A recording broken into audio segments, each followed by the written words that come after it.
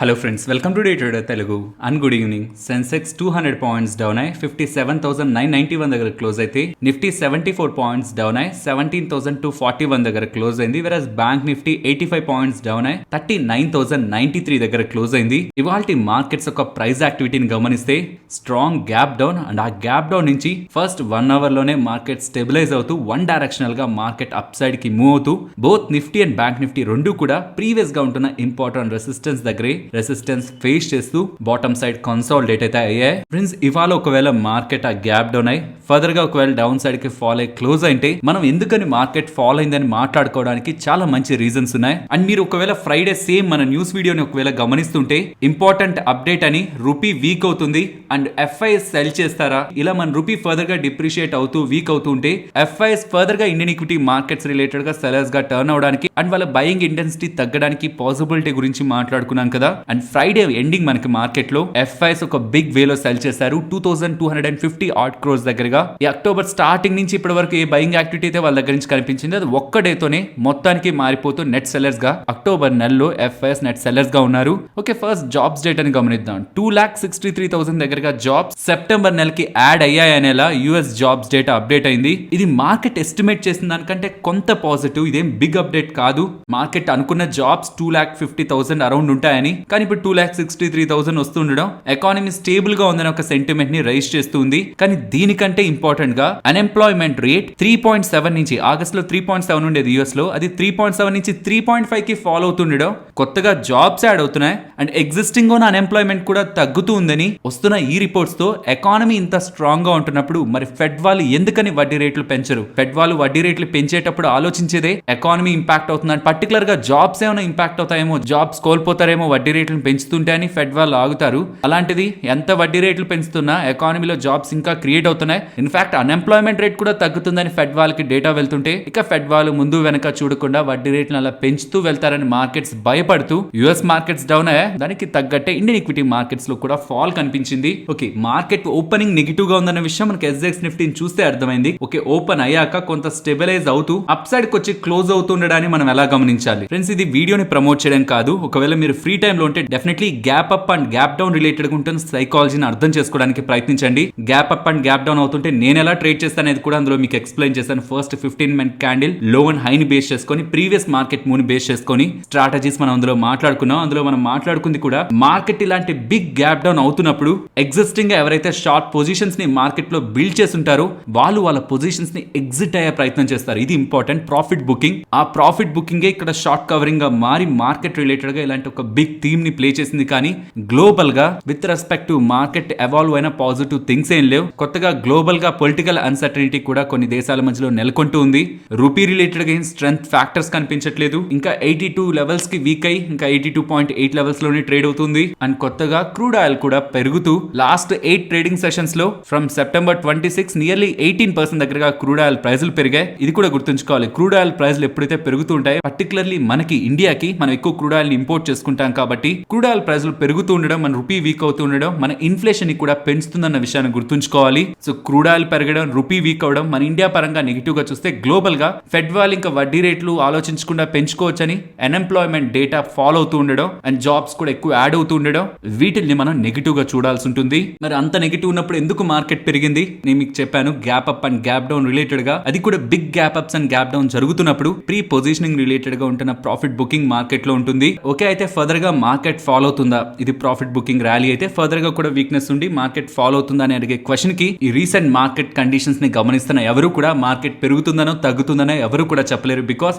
Over night లో global గా వస్తున్న చిన్న చిన్న అప్డేట్స్ తో 200 points gap up, 250 points gap up అయిపోతుంది. 200-300 పాయింట్స్ దగ్గరగా గ్యాప్ డౌన్ అవుతుంది. సో ఇక్కడ ఉంటున్న ఇంపార్టెంట్ లెవెల్స్ ని గమనిస్తే డౌన్ సైడ్ 16,747 సెప్టెంబర్ 30 ఫామ్ చేసిన లో, ఇన్ఫాక్ట్ అదే 100 డే డైలీ మూవింగ్ యావరేజ్, అది డౌన్ సైడ్ బ్రేక్ అవ్వనంత వరకు. And top side 17,420 recent times లో ఫామ్ చేసిన హై, ఇన్ఫాక్ట్ అదే 20 day daily moving average. So ఒక బిగ్ ట్రిగర్ వచ్చేంత వరకు కూడా మార్కెట్ ఈ 16,747 టు 17,420 ఇన్ బిట్వీన్ మూవ్ అవడానికి ఛాన్స్ ఉంది.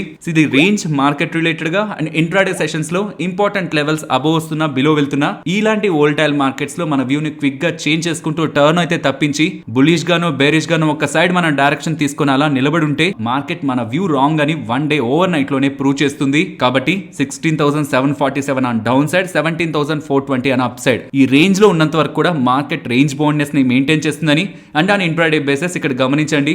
ఇంపార్టెంట్ సపోర్ట్స్ దగ్గర మనం ఇక్కడ సెల్ చేయడం కంటే వెయిట్ చేసి టర్న్ అరౌండ్ లో బై చేయడం, అండ్ రెసిస్టెన్స్ దగ్గరకు వస్తున్నప్పుడు బై చేయడం కంటే అబో సస్టైన్ అయిన తర్వాత బై చేయడం. బికాస్ ప్రతి రెసిస్టెన్స్ ఇలా బ్రేక్ అవ్వదు, కొన్ని రెసిస్టెన్స్ దగ్గర రిజెక్షన్ వస్తుంది కాబట్టి ఇలా purely based on support and resistance intraday లో పొజిషన్స్ ని మెయింటైన్ చేయడం. అండ్ పొజిషనల్ గా ఇందాక మాట్లాడుకున్న రేంజ్ 17,647 టు 17,420 ఈ రేంజ్ ని బేస్ గా తీసుకొని పొజిషన్స్ ని క్యారీ చేయడం ప్రెసెంట్ ఉంటున్న వోలటాలిటీలో రీసెంట్ మార్కెట్ అనాలిసిస్ ని చేస్తున్నప్పుడు ఇది ఒక బెస్ట్ ఆప్షన్ లా కనిపిస్తుంది. అండ్ రేపటి డేటాలో నేను గమనించాలనుకుంటుంది ఎఫ్ఐఎస్ ఒక షార్ట్ పొజిషన్స్. వాళ్ళు చాలా టైం బ్యాక్ నుంచి కూడా క్యాష్ లో బై చేస్తూ ఫ్యూచర్స్ లో నెట్ సెల్లర్స్ గా ఉంటూ వచ్చారు. కానీ ఫ్రైడే సెషన్ లోనే వాళ్ళు క్యాష్ లోను బిగ్ వేలో సెల్ చేస్తూ వాళ్ళ నెట్ షార్ట్ పొజిషన్స్ ని కూడా అలానే మెయింటైన్ చేశారు. ఇవాళ వచ్చిన ఈ ర్యాలీలో ఒకవేళ వాళ్ళు ప్రాఫిట్ బుకింగ్ చేసుకొని ఉంటే షార్ట్స్ కవర్ అయి ఉండాలి. ఈవెన్ ఇలాంటి ర్యాలీలో కూడా వాళ్ళు షార్ట్స్ ని కవర్ చేయలేదు అండ్ ఈవెన్ ఇవాళ కూడా వాళ్ళు నెట్ సెల్లర్స్ గానే మార్కెట్ లో ఉన్నారంటే దెన్ అది మార్కెట్ రిలేటెడ్ గా మనం నెగిటివ్ గానే చూడాల్సి ఉంటుంది. అండ్ ఇంకొక ఇంపార్టెంట్ ఫ్యాక్టర్ కూడా మార్కెట్ ఒక డైరెక్షన్ ని డిసైడ్ చేయబోయే factor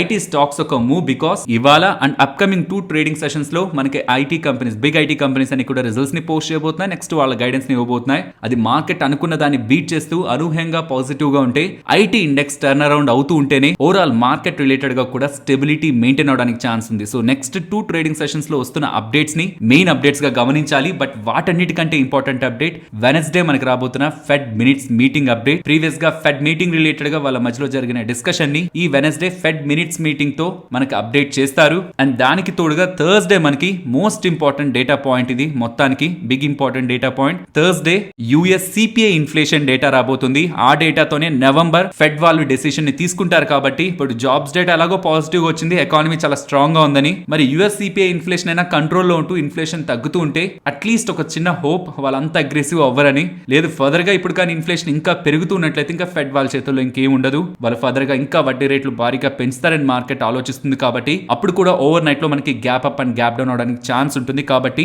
Thursday night over night positions ని క్యారీ చేయొద్దు. పాసిబుల్ అయితే వెనస్డే నైట్ కూడా అవాయిడ్ చేయడానికి ప్రయత్నించండి, ఎందుకంటే ఫెడ్ మినిట్స్ మీటింగ్ అప్డేట్స్ రాబోతున్నాయి. అండ్ ఫ్రెండ్స్, ఈ డేటా మీకు మినిట్స్ లో అప్డేట్ చేసేసాం, కానీ దీని బ్యాక్ ఇంత డేటాని ఇలా కంపైల్ చేయడానికి అయితే మా సైడ్ నుంచి బెస్ట్ ఎఫర్ట్స్ అయితే పెడుతూ ఉన్నాం. మీకు వాల్యూని క్రియేట్ చేస్తున్నా అనుకుంటే అలా లైక్ చేస్తూ పెడుతున్న ఎఫర్ట్స్ ని ఎంకరేజ్ చేయడానికి ప్రయత్నించండి.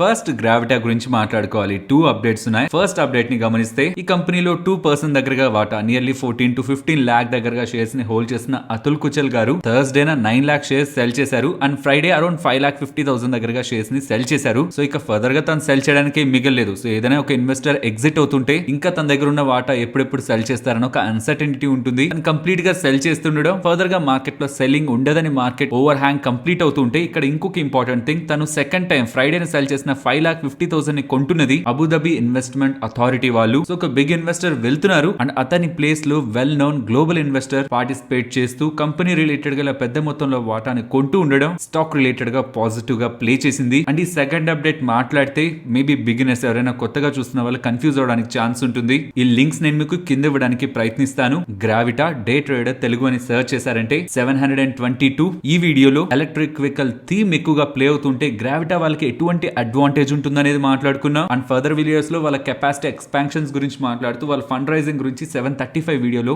డిస్కస్ చేసుకున్నాం న్యూస్ వీడియోలో. ఇప్పుడు వస్తున్న ఇంపార్టెంట్ అప్డేట్, వీళ్ళ అల్యూమినియం రీసైక్లింగ్ యూనిట్ ని కమర్షియల్ గా స్టార్ట్ చేశారంటున్నారు, బిజినెస్ కి స్టార్ట్ చేశారంటున్నారు. ఈ అల్యూమినియం రీసైక్లింగ్ యూనిట్ స్టార్ట్ చేయడానికి వీళ్ళు ఖర్చు పెట్టింది 3.5 crore. సో వీళ్ళు 3.5 కోట్లు ఖర్చు పెట్టి 4,000 metric ton per annum aluminium ని రీసైక్లింగ్ చేసే యూనిట్ ని స్టార్ట్ చేశారు. అందులో నుంచి ఇయర్లీ వీళ్ళు 60 crore దగ్గరగా రెవెన్యూస్ ని జనరేట్ చేయబోతున్నారు, విచ్ ఈస్ హ్యావింగ్ 20% మార్జిన్. ఇది పాజిటివ్ గా చూడాలి, బికాస్ వీళ్ళ యావరేజ్ మార్జిన్స్ 10% అరౌండ్ ఉంటాయి. ఎగ్జాంపుల్ మీరు FY22 వీళ్ళ బిజినెస్ డేటాను గమనిస్తే వీళ్ళ ఎంటైర్ రెవెన్యూస్ 2,216 అరౌండ్ ఉంటుంది అండ్ వీళ్ళ మార్జిన్స్ 10% అండ్ వీళ్ళ నెట్ ప్రాఫిట్ 148 crore అరౌండ్ ఉంటుంది. సో వీళ్ళ యావరేజ్ మార్జిన్ తో పోలిస్తే డబుల్ ద మార్జిన్ ఎగ్జిక్యూట్ చేయగలిగే రీసైక్లింగ్ యూనిట్ ని వీళ్ళు స్టార్ట్ చేస్తున్నారని చేసిన అప్డేట్స్ కూడా స్టాక్ రిలేటెడ్ గా పాజిటివ్ గా ప్లే అవుతున్నాయి. అండ్ 722 అండ్ 735 న్యూస్ వీడియోస్ లో important data particular stock related గా మీకు దొరుకుతుంది. నెక్స్ట్ టాటా మోటార్స్ గురించి మాట్లాడుకోవాలి. వాళ్ళ మార్కెట్ రికవర్ అవుతున్న టైంలో కూడా టాటా మోటార్స్ రికవరీలో పార్టిసిపేట్ చేయలేదు. దీని బ్యాక్ ఒక ఇంపార్టెంట్ అప్డేట్ కనిపిస్తుంది. వీళ్ళు JLR రీటైల్ సేల్స్ అప్డేట్ చేస్తున్నారు. Entire sales retail sales expected కంటే బిలో ఉంటున్నాయి. Overall JLR, Jaguar and land rover sales 5% year on year లో డ్రాప్ అవుతున్నాయి. బట్ అందులో కేవలం జాగ్వర్ సేల్స్ నే కంపేర్ చేస్తే 10% డ్రాప్ అవుతుంది ఇయర్ ఆన్ ఇయర్ కంపారిజన్ లో. వెరాజ్ ల్యాండ్ రోవర్ సేల్స్ 3.6% డౌన్ అవుతుంది. రీటైల్ సేల్స్ వీక్ గా ఉంటుండడం, దాని back semi conductors and supply chain issues అని మేనేజ్మెంట్ చెప్తుండడం, మార్కెట్ నెగిటివ్ గా తీసుకుంటే దీనికి ప్యారల్ గా జేపీ మోర్గన్ వాళ్ళు కూడా స్టాక్ రిలేటెడ్ గా ప్రీవియస్ గా ఇచ్చిన ఓవర్ వెయిట్ రేటింగ్ ని కట్ చేస్తూ న్యూట్రల్ రేటింగ్ కి తీసుకొస్తూ అండ్ వాళ్ళ టార్గెట్ ని కూడా ప్రీవియస్ గా 525 ఇచ్చారు, నెక్స్ట్ 12 months లో వెళ్తుందని, అది కూడా కట్ చేస్తూ 455 తీసుకొస్తూ ఉండడం. దాంతో పాటు అమెరికన్ మల్టీనేషనల్ ఇన్వెస్ట్మెంట్ బ్యాంక్ అయిన జేపీ మోర్గన్ వాళ్ళు కూడా ప్రీవియస్ గా ఉంటున్న వాళ్ళ పాజిటివ్ వ్యూ ని న్యూట్రల్ కి తీసుకొస్తూ టార్గెట్ ని కట్ చేస్తుండడం స్టాక్ రిలేటెడ్ గా ఇవాళ ప్రెషర్ అయితే క్రియేట్ చేసింది. నెక్స్ట్ ఈ 2 పెన్నీ స్టాక్స్ రిలేటెడ్ గా ఎవరైనా ట్రేడ్ చేస్తున్నారు, ఇన్వెస్ట్మెంట్ చేస్తున్నా, ఈ డేటాను కొంత జాగ్రత్తగా గమనించండి. బికాస్ లాస్ట్ 5 days లో జేపీ అసోసియేట్స్ నియర్లీ 40% ర్యాలీ అయితే జేపీ పవర్ నియర్లీ 15% దగ్గరగా ర్యాలీ అయింది. దీని బ్యాక్ ఉంటున్న స్పెక్యులేషన్ అర్థం చేసుకోవడానికి ప్రయత్నించాలి. జేపీ అసోసియేట్స్ వాళ్ళకి సిమెంట్ బిజినెస్ ఉంది.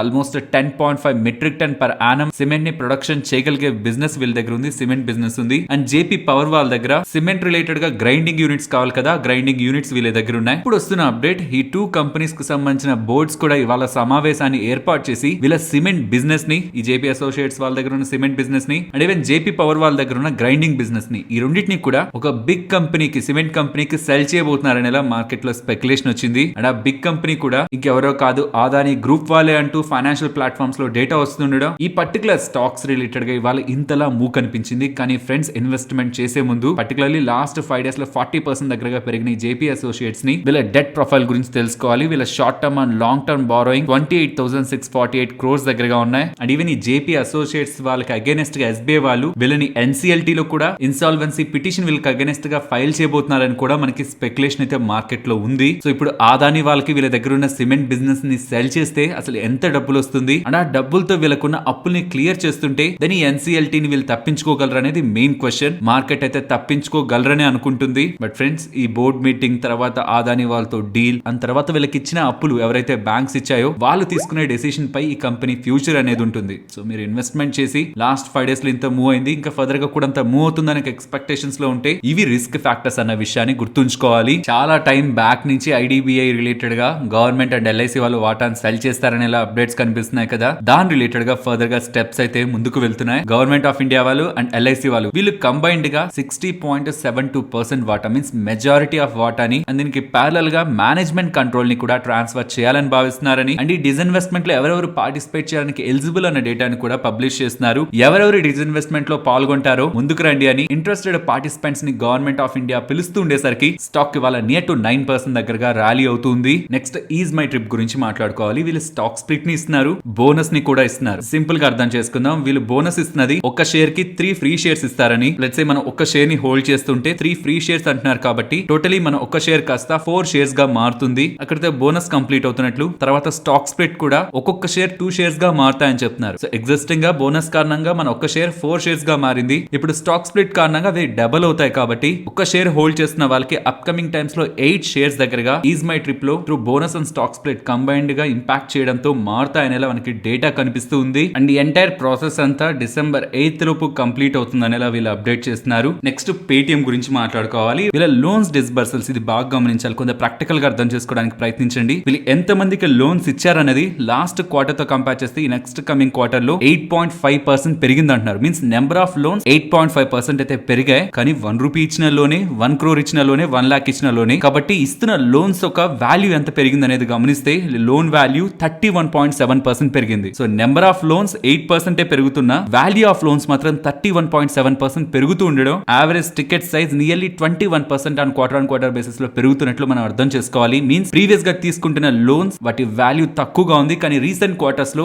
మంచి ticket size means per average each loan కి మంచి వాల్యూ ఉంటున్న లోన్స్ ని వీళ్ళు క్యాటర్ చేస్తున్నారని ఇలా డేటా రిప్రజెంట్ అవుతూ ఉండడం. అండ్ దీనికి అడిషన్ గా వీళ్ళ gross merchandise value 7.4% on quarter basis and monthly transacting users కూడా 8 crore దగ్గరగా ఉంటూ లాస్ట్ క్వార్టర్ తో కంపేర్ చేస్తే 6.7% పెరుగుతూ ఉండడం. ఓవరాల్ స్టాక్ ఇవాళ 3% దగ్గరగా గెయిన్స్ తో ఉంది. నెక్స్ట్ అతుల్ ఆటో గురించి మాట్లాడుకోవాలి. కంపెనీ రిలేటెడ్ గా ఉంటున్న అప్డేట్ మాట్లాడుకునేందుకు కొంత బ్యాక్ డ్రాప్ మాట్లాడుకోవాలి. ఈ కంపెనీ 2005 అరౌండ్ ఉన్నప్పుడు 9 rupees లో ట్రేడ్ అవుతూ ఉండేది. ఆ టైంలో విజయ్ కేడి అనే ఒక బిగ్ ఇన్వెస్టర్ పెద్ద మొత్తంలో ఈ కంపెనీలో 9 rupees per share ఉన్నప్పుడు వాటాని కొని నెక్స్ట్ 9 years లో ఆల్మోస్ట్ 5700% రిటర్న్స్ ని, మల్టీ బ్యాగర్ రిటర్న్స్ ని కంపెనీలో చూశారు. కానీ తర్వాత టైమ్స్ లో అతని నేమ్ ఈ కంపెనీ రిలేటెడ్ గా పెద్దగా వినిపించలేదు. కానీ ప్రెసెంట్ అయితే ఒక బిగ్ అప్డేట్ కనిపిస్తుంది. ఆల్మోస్ట్ ఈ కంపెనీ యొక్క మార్కెట్ క్యాపిటల్ ఎంతో చూడండి, 504 crore, నియర్లీ 500 crore అనుకుందాం. అలాంటి కంపెనీ 115 crore మనీని రేస్ చేయబోతుంది. అది కూడా 58 lakh వారెంట్స్ ని క్రియేట్ చేసి. అది ఇంట్రెస్టింగ్ అప్డేట్ కాదు. ఈ 115 crore రేస్ చేయబోతున్నారా, అందులో 100 crore దగ్గరగా మీన్స్ ఆ 58 lakh వారెంట్స్ లో 50 lakh వారెంట్స్ దగ్గరగా ఈ విజయ్ కేడియా గారే 2005 లో ఇన్వెస్ట్ చేసిన ఇదే సేమ్ ఇన్వెస్టరే కొనబోతున్నారని వస్తున్న ఈ అప్డేట్స్ ఎవరైనా బిగినర్స్ కి వారెంట్స్ ని కొండం ఎందుకు, షేర్స్ ని కదా కొనాలి అనుకునే క్వశ్చన్ వస్తుంటే ఫ్రెండ్స్ ఇప్పుడు కొంటున్న వారెంట్స్ నెక్స్ట్ షేర్స్ గా కన్వర్ట్ అవుతాయి. అలా ప్రెసెంట్ తన దగ్గర ఉంటున్న వాటా అండ్ ఇప్పుడు కొంటున్న ఈ వారెంట్స్ కారణంగా టోటలీ తన వాటా ఈ కంపెనీలో 18.2% కి వెళ్తుంది. అండ్ తన ఇన్వెస్ట్మెంట్ చేయడానికి కూడా ఒక లాజికల్ రీజన్ ఉంది.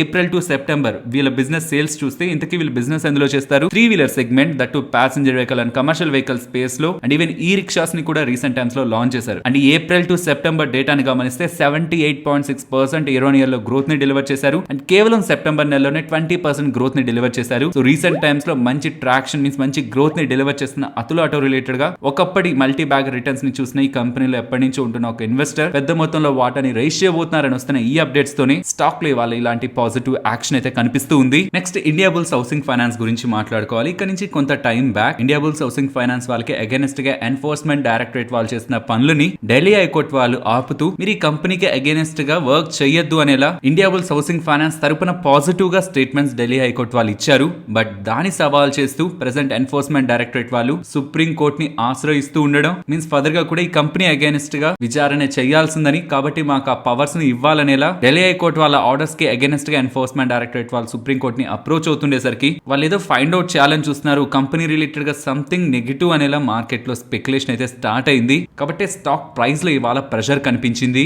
ITHL international travel house limited వీళ్ళు ట్రావెలర్స్ ఇండియా అండ్ అబ్రాడ్ లో ట్రావెల్ చేసే ట్రావెలర్స్ ఉంటారు కదా, వాళ్ళకి సర్వీసెస్ ని ప్రొవైడ్ చేస్తుంటారు. వీళ్ళు వాళ్ళ నెంబర్స్ ని పోస్ట్ చేశారు. వీళ్ళ నెంబర్స్ లాస్ట్ క్వార్టర్ తో కంపేర్ చేస్తున్నా, లాస్ట్ ఇయర్ సేమ్ క్వార్టర్ తో కంపేర్ చేస్తున్నా ఐటీసీ అండర్ లో యాజ్ అసోసియేట్ కంపెనీగా ఉంటున్న వీళ్ళు మంచి డేటా మీన్స్ మంచి రిజల్ట్స్ ని పోస్ట్ చేస్తూ ఉండడం స్టాక్ ఇవాళ 11% ర్యాలీ అయింది. నెక్స్ట్ ఈకేఐ ఎనర్జీ సర్వీసెస్ గురించి మాట్లాడుకోవాలి. మీకు గుర్తుంటే ఇక్కడ నుంచి కొంత టైం బ్యాక్ గవర్నమెంట్ సైడ్ నుంచి కార్బన్ క్రెడిట్స్ ని ఇక్కడ నుంచి ఇతర దేశాలకి సెల్ చేయకూడదు, మన ఇండియా విధించుకున్న టార్గెట్స్ రీచ్ అయ్యేంత వరకు కూడా ఎక్స్పోర్ట్స్ ని తగ్గించాలనేలా గవర్నమెంట్ ఆఫ్ ఇండియా సైడ్ నుంచి అప్డేట్స్ కనిపించాయి కదా. దీని రిలేటెడ్ గా ఈకేఐ ఎనర్జీ వాళ్ళు క్లారిఫికేషన్ ఇస్తూ ఆర్కే సింగ్ గారు మీన్స్ ఈ పవర్ మినిస్టర్ గారు కంప్లీట్ గా బ్యాన్ ఆర్ రిస్ట్రిక్షన్ విధించలేదు కార్బన్ క్రెడిట్స్ ని గ్లోబల్ గా ఎక్స్పోర్ట్ చేయడంలో. మన ఇండియాలో ఉంటున్న కంపెనీస్ ఒక అవసరాలకి మిగిలిపోతున్న మీన్స్ ఆ సర్ప్లస్ కార్బన్ క్రెడిట్స్ ని ఎక్స్పోర్ట్స్ చేసుకోవచ్చు అనే క్లారిటీ మా గవర్నమెంట్ దగ్గర నుంచి వచ్చింది. కాబట్టి ఇండియన్ నీడ్స్ ని క్యాటర్ చేస్తూ గ్లోబల్ గా కూడా మేము బిజినెస్ చేస్తామనే ఒక క్లారిఫికేషన్ ఈకేఐ ఎనర్జీ వాళ్ళ దగ్గర నుంచి వస్తూ ఉండడం.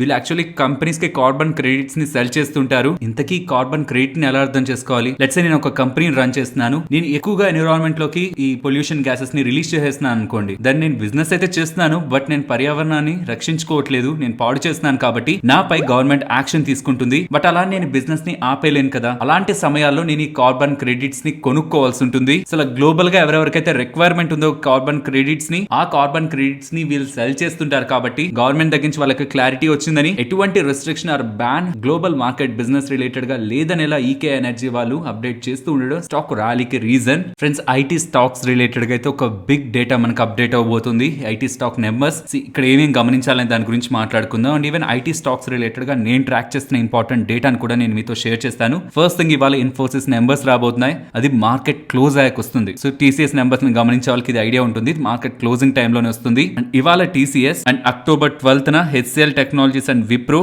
And October 13 means 13 Infosys and Mindtree numbers అయితే రాబోతున్నాయి. ఈ నెంబర్స్ కి ముందు రీసెంట్ డేస్ లో మీరు గమనించారంటే ఐటీ స్టాక్స్ లో స్టెబిలిటీ కనిపిస్తుంది. ఇన్ఫాక్ట్ పాజిటివ్ గా ర్యాలీ అవుతున్నాయి కూడా. లాస్ట్ 5 ట్రేడింగ్ సెషన్స్ నుంచి టీసీఎస్ 5%, ఇన్ఫోసిస్ కూడా నియర్లీ 4.5 to 5%, ఈవెన్ విప్రో కూడా నియర్లీ ఈ రేంజ్ లోనే near to 5% last 5 trading sessions నుంచి ర్యాలీ అయింది. మీన్స్ ఈ అప్కమింగ్ నెంబర్స్ లో మార్కెట్ ప్రీవియస్ గా ఎస్టిమేట్ చేసినంత నెగిటివ్ ఉండదనేలా స్టెబిలిటీ అయితే కనిపిస్తుంది. ఏ ఐటీ నెంబర్ అయినా మనం 2 వేస్ లో డివైడ్ చేయాలి. ఒకటి రీసెంట్ క్వార్టర్ లో నెంబర్స్ ఎలా ఉన్నాయి, రెండవది ఎంటైర్ అన్ని ఇండస్ట్రీస్ లైక్ వీళ్ళు డిఫరెంట్ సెక్టార్స్ కి ఐటీ సర్వీసెస్ ని ప్రొవైడ్ చేస్తుంటారు కదా, అలా డిఫరెంట్ సెక్టార్స్ నుంచి వీళ్ళకి ఎటువంటి ఆర్డర్స్ వస్తున్నాయి అండ్ వీళ్ళు అప్కమింగ్ బిజినెస్ రిలేటెడ్ గా ఎటువంటి బిజినెస్ గైడెన్స్ ని ఇవ్వాలనుకుంటున్నారు. ఇది ఇంపార్టెంట్ బికాస్ అయిపోయిన రిజల్ట్స్ మార్కెట్ పట్టించుకోదు. అప్కమింగ్ టైమ్స్ లో ఎలా ఉంటామని వీళ్ళు చెప్తున్న డేటాని సీరియస్ గా తీసుకుంటుంది. అండ్ మార్కెట్ ఎక్స్పెక్ట్ చేస్తున్నది ఈవెన్ ప్రెజెంట్ నెంబర్స్ కొంత వీక్ గా ఉంటున్నా అప్కమింగ్ టైమ్స్ లో బెటర్ అవుతాయనే ఎక్స్పెక్టేషన్స్ వీళ్ళ దగ్గర నుంచి లభిస్తుందని. And most important Infosys related గా గమనించాలి బికాస్ ఇన్ఫోసిస్ ఒక క్యాష్ ఫ్లో పాలసీ ప్రకారం 85% of the generated cash flows investors కి డిస్ట్రిబ్యూట్ అవుతుంది. అండ్ ఇప్పుడు ప్రెసెంట్ 73% అయింది అయింది కాబట్టి మీన్స్ వాళ్ళు 85 టార్గెట్ అనుకున్నారు, 73% రీచ్ అయింది కాబట్టి రెస్ట్ ఆఫ్ ద పోర్షన్ ని వీళ్ళు ఫిల్ చేయాలంటే మోస్ట్లీ ఈసారి రిజల్ట్స్ తో పాటు బైబ్యాక్ ని కూడా అనౌన్స్ చేస్తారని ఒక ఎక్స్పెక్టేషన్ కూడా మార్కెట్ లో ఉంది. బికాస్ సెప్టెంబర్ లో ప్రీవియస్ బైబ్యాక్ రిలేటెడ్ గా కూల్ ఆఫ్ పీరియడ్ కూడా కంప్లీట్ అయిపోయింది. మోస్ట్ పాసిబుల్లీ ఇన్ఫోసిస్ రిలేటెడ్ గా బైబ్యాక్ ని ఈ అక్టోబర్ 13 వస్తున్న రిజల్ట్స్ లో మనం ఎక్స్పెక్ట్ చేయొచ్చు. ఇది కూడా ఇంకొక పాజిటివ్ రీజన్ స్టాక్స్ రిలేటెడ్ గా ఇలా స్టెబిలిటీ ప్లే అవుతూ ఉండడానికి. అండ్ ఇంకొక ఇంపార్టెంట్ ఇన్ఫర్మేషన్, ఇక్కడ మీరు డేటాని గమనిస్తే ప్రీవియస్ సెప్టెంబర్ 2020 కి అండ్ ఇప్పుడు ఉంటున్న సెప్టెంబర్ 2022 కి ఎఫ్ఐఎస్ ఒక యాక్టివిటీ ఐటీ స్టాక్స్ లో మనం గమనించవచ్చు. Clearly FIIs IT stocks related గా వాళ్ళ వెయిటేజ్ ని తగ్గించుకున్నారు, సెల్ చేశారు. కాబట్టి ఐటీ స్టాక్స్ లో కూడా మనకి ప్రీవియస్ గా మూవ్ డౌన్ సైడ్ కి కనిపించింది. ఇది ఎందుకు మెన్షన్ చేస్తున్నానంటే ఆల్రెడీ ఎక్స్పెక్టేషన్స్ నెగిటివ్ గా ఉన్నప్పుడు మీన్స్ పెద్దగా పర్ఫార్మ్ చేయదని మార్కెట్ ఎక్స్పెక్ట్ చేస్తున్నప్పుడు ఏ మాత్రం slight positive or at least neutral update వస్తున్నా అది స్టాక్స్ రిలేటెడ్ గా మనం పాజిటివ్ గా చూడొచ్చు. మీన్స్ ఆల్రెడీ మార్కెట్ లో చాలా టైం బ్యాక్ నుంచి ప్రీ పొజిషనింగ్ నెగిటివ్ గానే ఉంది. కానీ వస్తున్న రిజల్ట్స్ అంతా నెగిటివ్ కాకుండా ఈవెన్ ఈ క్వార్టర్లీ నెంబర్స్ కొంత స్లైట్ వీక్ గా ఉంటున్నా అప్కమింగ్ క్వార్టర్స్ లో సేమ్ గైడెన్స్ ని వీళ్ళు మెయింటైన్ చేస్తూ ఎటువంటి నెగిటివ్ ప్రొజెక్షన్స్ ఇవ్వకుండా ఉంటే అదే వీటి రిలేటెడ్ ఒక బిగ్ ఫ్యాక్టర్. కాబట్టి నెక్స్ట్ ఐటీ రిజల్ట్స్ లో ఇప్పుడు ఎలా రిజల్ట్స్ వచ్చాయనే దాంతో పాటు గైడెన్స్ ని కూడా వీళ్ళు ఎలా మెయింటైన్ చేస్తున్నారనేది గమనించండి. ప్రీవియస్ గా ఇచ్చిన రెవెన్యూ గైడెన్స్, మార్జిన్ గైడెన్స్ ఈ రెండే మనకి ఇంపార్టెంట్. సో రెవెన్యూ గైడెన్స్ ని కూడా అలాగే హోల్డ్ చేస్తున్నారా, ఆ రెవెన్యూ గైడెన్స్ ని తగ్గిస్తున్నారా ఈ ఫైనాన్షియల్ ఇయర్ కి. అండ్ కొన్ని కంపెనీస్ అయితే కేవలం నెక్స్ట్ క్వార్టర్ గైడెన్స్ ని ఇస్తూ ఉంటాయి. అలా ప్రీవియస్ క్వార్టర్ ఇచ్చిన గైడెన్స్ కంటే ఈసారి ఇస్తున్న క్వార్టర్ గైడెన్స్ ఇంకా తగ్గుతుందా, పర్టికులర్లీ మార్జిన్ సైడ్ కూడా వీళ్ళు గైడెన్స్ ని తగ్గిస్తున్నారా లేదా, రెవెన్యూ అండ్ మార్జిన్ గైడెన్స్ ఈ 2 ఫ్యాక్టర్స్ ని మాత్రమే కాషియస్ గా ఈ రిజల్ట్స్ లో మనం ఫోకస్ చేయాలి. నెక్స్ట్ నిఫ్టీ అలాగే bank Nifty support on resistance ఇవాళ బ్యూటిఫుల్ గా మనకి సపోర్ట్ ఆన్ రెసిస్టెన్స్ అయితే వర్కౌట్ అయింది. 17,270 అండ్ 17,160. ఫ్రెండ్స్ కొన్ని సందర్భాల్లో దగ్గరగా మీకు లైన్స్ కనిపిస్తుంటే అవి సపోర్ట్స్ రెసిస్టెన్స్ అనుకోకండి, అదొక రేంజ్. అది ఇవే ఇంపార్టెంట్ సపోర్ట్స్ అండ్ రెసిస్టెన్స్. కాబట్టి ఫర్దర్ గా కూడా ఈ లెవెల్స్ ని గమనిద్దాం. అండ్ బ్యాంక్ నిఫ్టీలో కూడా సిమిలర్ రేంజ్ ఇవాళ వర్కౌట్ అయింది. 39,330 అప్ సైడ్, 38,920 డౌన్ సైడ్. ఈ లెవెల్స్ ని ఇంపార్టెంట్ లెవెల్స్ గా గమనిస్తున్నాను. And further Nifty option chain డేటాని గమనిస్తుంటే 17,000 to 17,500 ఇంపార్టెంట్ రేంజ్ గా రీసెంట్ టైమ్స్ లో కనిపిస్తుంది. అండ్ ప్రెసెంట్ కూడా అదే రేంజ్ మెయింటైన్ అవుతుంది. ఈవెన్ ఇలా ఫాలో అవుతున్న 17,000 లెవెల్ దగ్గర అన్వైండింగ్ కనిపించలేదు. అండ్ 17,500 దగ్గర కూడా on weekly and monthly contracts లో సిగ్నిఫికెంట్ డేటా బిల్డ్ అవుతుంది. కాబట్టి 17,000 to 17,500. బట్ ఐ సజెస్ట్ ఇంకొంత సేఫ్ సైడ్ గా చూడాలనుకుంటే స్టార్టింగ్ లో మెన్షన్ చేసిన 16,750 to 17,420 ఇది ఒక 650 పాయింట్ 670 పాయింట్ జోన్. ఈ జోన్ ని నేను పర్సనల్ గా గమనిస్తున్నాను. సో ఆప్షన్ చైన్ లో ఉంటున్న 500 పాయింట్ రేంజ్ కాకుండా సేఫ్ సైడ్ ఉండాలంటే ఈ జోన్ ని గమనించడానికి ప్రయత్నించండి. ఫైనలీ ఇది ఫ్రెండ్స్ మన వీడియో నచ్చిందా? నచ్చితే మన వీడియోని లైక్ చేయండి ఫ్రెండ్స్. అండ్ ఈ వీడియో మన వాళ్ళకి యూజ్ అవుతుంది అనుకుంటే తప్పకుండా షేర్ చేయండి. అండ్ మన ఛానల్ ని సబ్స్క్రైబ్ చేయనట్లయితే ఛానల్లో ఉంటున్న కంటెంట్ ని గమనించండి. ఇఫ్ ఆ కంటెంట్ మీకు యూజ్ అవుతుంది అనుకుంటే ఛానల్ ని సబ్స్క్రైబ్ చేసి పక్కనే ఉన్న బెల్ ఐకాన్ క్లిక్ చేయండి. మరొక ఇంట్రెస్టింగ్ వీడియోతో మళ్ళీ మీ ముందుకు వస్తాను. అంతవరకు టేక్ కేర్. జై హింద్.